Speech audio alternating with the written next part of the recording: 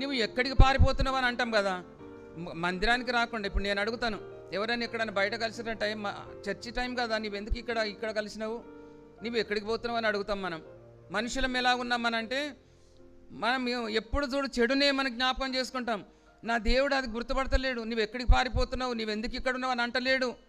నేను నీ తండ్రి అయిన అబ్రహాము దేవుడను, ఇస్సాకు దేవుడను, నేను నీ సంతానాన్ని ఆశీర్వదిస్తాను, నేను నిన్ను ఇక్కడికి రప్పిస్తానని ఆయన ఎన్ని వాగ్దానాలు చేస్తున్నాడండి.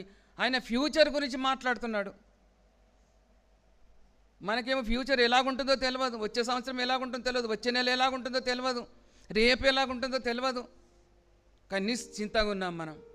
ఎందుకు అనంటే మన విశ్వాసం ఆయనలో ఉన్నది కాబట్టి. చప్పలు కూడా దీని స్తోత్రాలు చెల్లిస్తాం. హల్లెలూయా.